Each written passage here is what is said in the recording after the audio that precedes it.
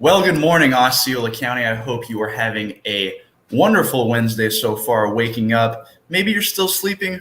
Who knows? Maybe you got to work later in the day. Maybe you're already at work like I am right now. But that's not the point. The point is right now is to wake up, maybe enjoy a cup of coffee.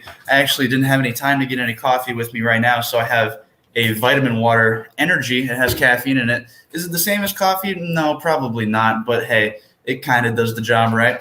So we have some very awesome topics to discuss here on Good Morning Osceola, including topics such as Toho water, new athletic directors, immune system tips, backpack giveaways, the Osceola Hobnob, which is today, a sweet story about a micro preemie baby, new KUA news, and of course, always with the weather.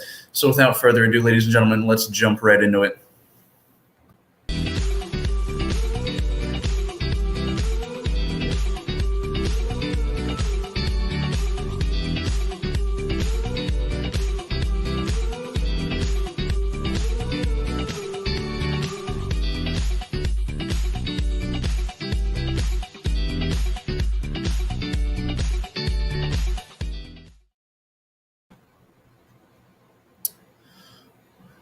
Right here.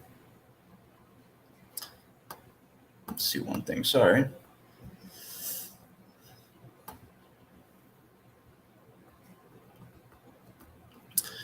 All right off the bat here, ladies and gentlemen, we have news about Toho Water announcing closure through traffic. So the Toho Water Authority is announcing a temporary road closure to through traffic on East Orange Street and Bay Street.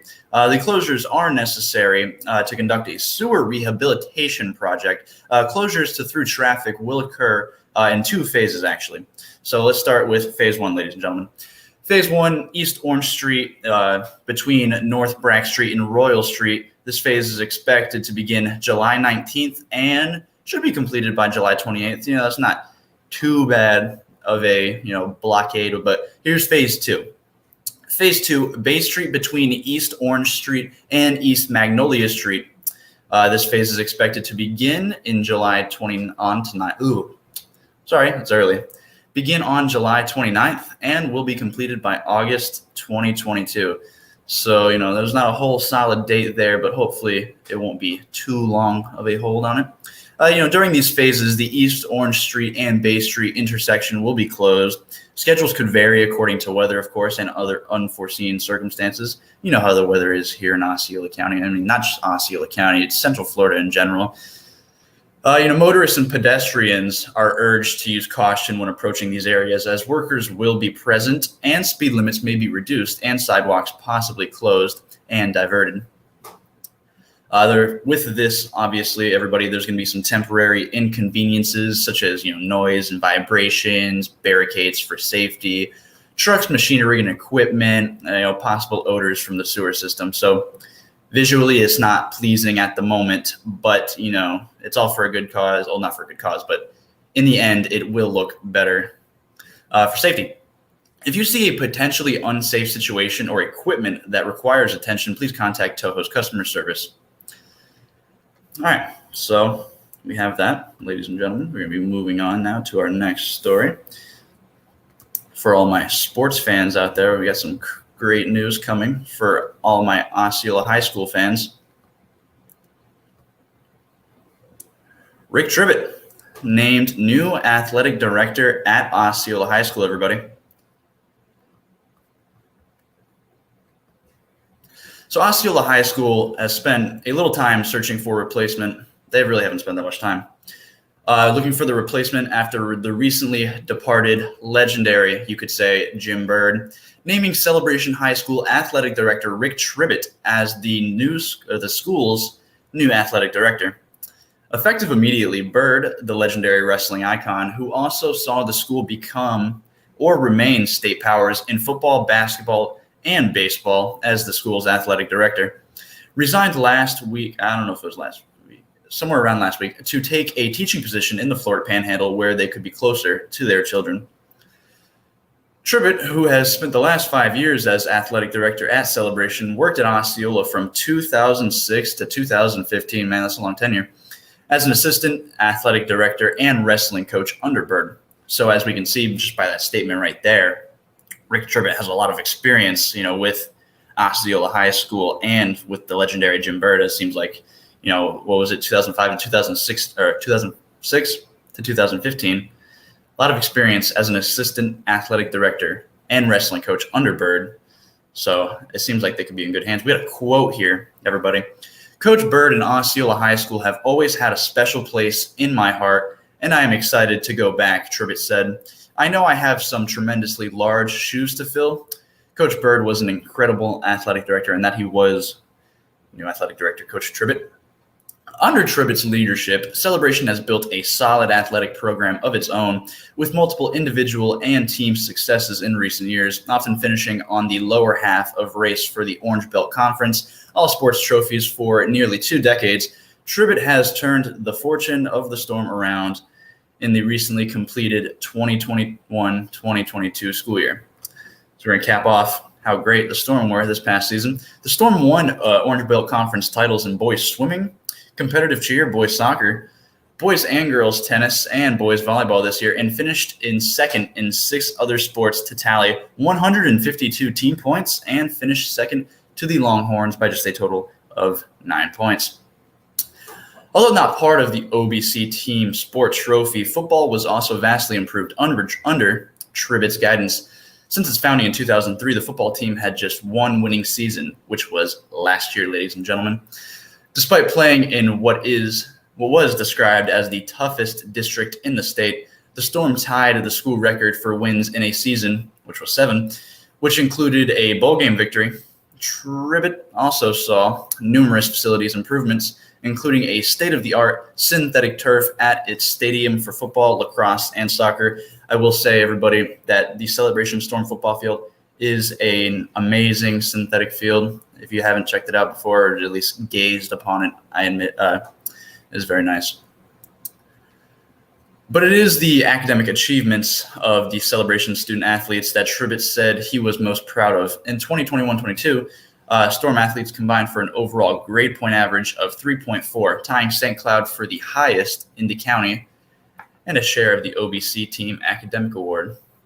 So overall, we want to congratulate Coach Tribbett on his new job as athletic director at Osceola High School, and may his successes continue, man. So now we're going to move on to our next story, which I definitely need to take a page out of.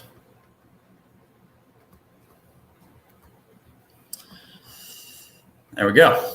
Orlando Health, 7 ways to boost your immune system.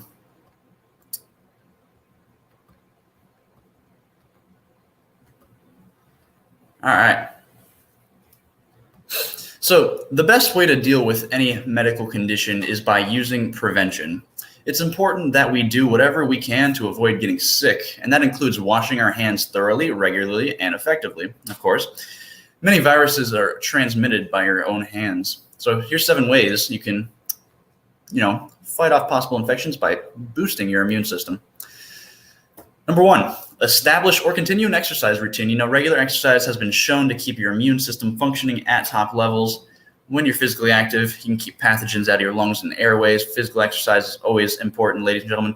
Number 2, minimize stress. When you're experiencing stress, it can release the hormone cortisol, boosting inflammation and actually suppressing your immune system, which is not good, everybody, making it less effective. So we're going to go number 3, maintain an adequate amount of sleep. Guys, 5 or 6 hours of sleep, that's not good sleep. You need, in my opinion, 7 to 8 hours. But as it says here, this doesn't only mean getting the right number of hours of shut-eye, but also doing what you can do to ensure quality sleep as well. One reason for this, sleep-deprived parents are most likely to develop an illness after exposure to a virus. Aim for 6 to 7 hours of sleep per night, 7 if you can help it. Number 4, drink less alcohol. Limiting alcohol consumption may mean a more restful night, but that's not all. Studies have shown that excessive alcohol consumption leads to an increase in respiratory infections and impaired immune responses. Consider drinking moderately. up to 1 drink a day for women, or 2 per day for men.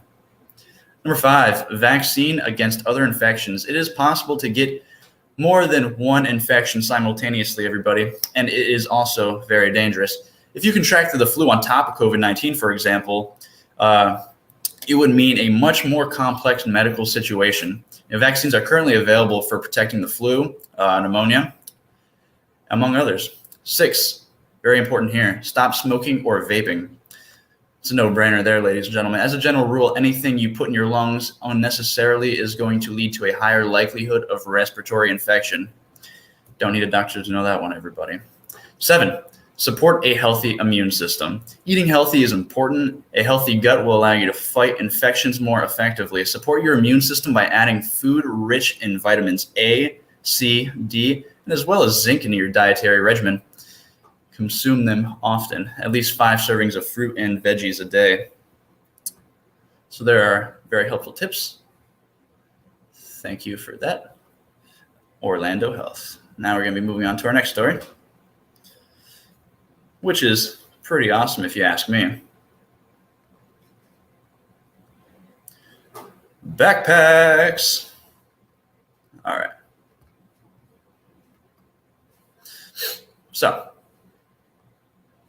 with the 2022-2023 school year coming fast, it's time to make sure students have everything they need to succeed in school right from the first day back, right from day one, guys, right from the get-go. District 4 Osceola County Commissioner Cheryl Grebe is inviting K through 12 students to receive a free backpack and supply kit for the upcoming school year at the Back to School Backpack Giveaway. Man, that's a mouthful. I like it. Back to School Backpack Giveaway event inside Hart Memorial Central Library on Friday, July 29th. The library opens at 9 a.m. and the backpack distribution will begin at 9:30 a.m. and it's first come, first serve for 400 students, everybody. Wow, it's a lot of backpacks if you ask me. And also, of course, students must be present and accompanied by a parent or guardian. No random people trying to get in there and steal backpacks. All right, so that's some cool news. Now, we got some other news that's actually going down tonight, everybody. And let me tell you all about it. The Osceola Hobnob, guys. So, get to know your candidates. When voting, it's a national, state, or local election. It's extremely important to understand what candidates stand for, what they plan on doing if elected, and who they are as individuals and leaders.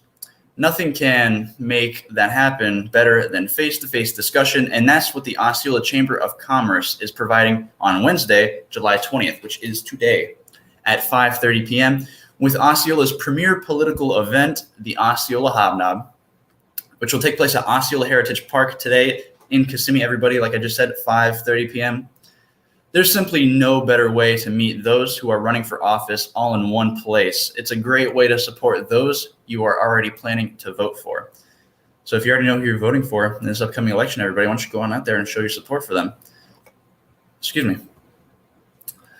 So like I said, Osceola Hobnob happening today.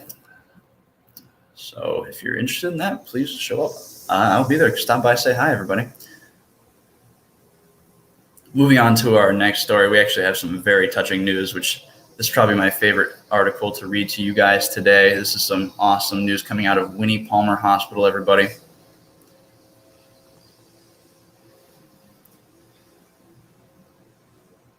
So, St. Cloud couple ready to bring home micro preemie baby. Baby Kinsley from Orlando Health, Winnie Palmer Hospital for Women and Babies. So, Kinsley Yarborough, born on February 8th, 2022, 16 weeks premature, everybody, at Orlando Health, Winnie Palmer Hospital, which is in Orlando, weighing just over a pound. Micro preemie baby Kinsley defeated all the odds, and after a 160-day stay in the NICU at Orlando Health, Winnie Palmer Hospital, for children, Kinsley and her parents are ready to come home. Any baby that is born before 37 weeks gestation is considered to be premature, or at least preterm. Babies born before 28 weeks are considered extremely preterm. And those babies born between 28 and 32 weeks are considered very preterm.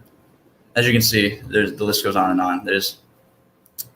So with micro-preemies being born months before the actual due date, they face long stays in the neonatal intensive care unit, the NICU. Kinsley's parents, as you can see right there, Shane and Heather Yarborough, went viral on TikTok with video clips of them holding their precious daughter for the first time 5 weeks after she was born. Wow, I couldn't imagine, man. This is amazing news. The video clip made their way to national TV right this minute. Heather is known locally as the 2010 Miss Rodeo Florida, while her husband Shane is a KUA employee. Shane and Heather have been staying and cared for by the Ronald McDonald House during this challenging time, and they say they are grateful for the love, care, and support they received. Would be an understatement. The young couple wants to say thank you to Ronald McDonald House for their almost 6-month stay as baby Kinsley was being cared for. So to give back to this amazing organization, it's awesome. So once again, I was there when all this happened, everybody. I was there. We surprised baby Kinsley and the parents coming home from the hospital. We were there surrounded by all these friends and family. And let me just say, guys, it didn't feel real. It was like magical, tears of joy, happiness, from the grandparents. I got to interview them. They were so blessed for this moment that their granddaughter was able to come home. And that's what it's all about, guys. Touching stuff like that, it's awesome. Righty. Someone's blowing up my Twitter. So now we are moving on to KUA news. Booyah. All right. At their annual conference in Palm Beach, members of the Florida Municipal Electric Association, also known as FMEA, elected Brian Horton, that guy right there. Oh, I pointed the wrong way. There you go. Brian Horton, President and General Manager of Kissimmee Utility Authority, as President of the organization's Board of Directors. We have a quote here: "The association is immensely important to me, and I am humbled to have the opportunity to serve as its president over the next year," Horton said. "There will be many opportunities and challenges ahead, and I know FMEA will be there to guide its members on a path forward to success." Horton has been Chief Administrator of KUA since April 2019. He is a certified public manager and holds both a master's degree in public administration and a bachelor's degree in electric engineering from Florida State University. Excuse me. Horton has had more than 20 years of engineering operations and regulatory experience within the electric utility industry. Prior to joining KUA in 2015, he was a member of the senior management team of the City of Tallahassee's electric utility, where he handled engineering and construction management of energy delivery facilities. So once again, congratulations, KUA President, General Manager Brian Horton, on your election success. All right, guys. So now that is all the news for today. We are going to wrap this up with a quick showing of what our weather is going to look like. And honestly, I don't think you guys want to see this. I don't want to see it because we already know what the weather is going to look like. Can you take a guess at what it's going to look like? Oh, where is my weather? There it is. All right. Place your bets now. All right, here's our 7-day forecast, everybody. As we can see, Wednesday, which is today, we have a high of 96 with some chance of thunderstorms. Looking at tomorrow, Thursday, we have a sunny day, which looks like the only sunny day we may be getting for this 7-day week. There's a high of 97 also, of course. Looking into Friday, we got thunderstorms, high of 97. Noticing a trend here. Are you guys noticing a trend here? Low of 78, which is like the low of 78 happened like an hour ago. Looking into Saturday, our weekend finally. Hopefully, it says we have thunderstorms, but hopefully those thunderstorms, stay away so we can enjoy our weekend plans a little bit more. High of 96. It's hot out. Oh, yeah. Saturday with also a low of 77. Sunday with a high of 95, low of 77. Chance of thunderstorms. And Monday, 95. Ooh, look at that. 1 degree cooler. Hopefully, might need to bust out some winter jackets here with some thunderstorms. And our last day, Tuesday, high of 94. It's even colder, man. Wow, we are getting lucky here, everybody. Well, that is our weather, and that is going to do it for this broadcast, ladies and gentlemen.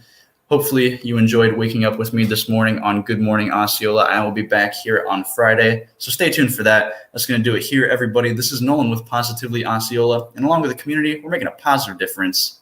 And get my little pointer in and around Osceola County. See you, everybody.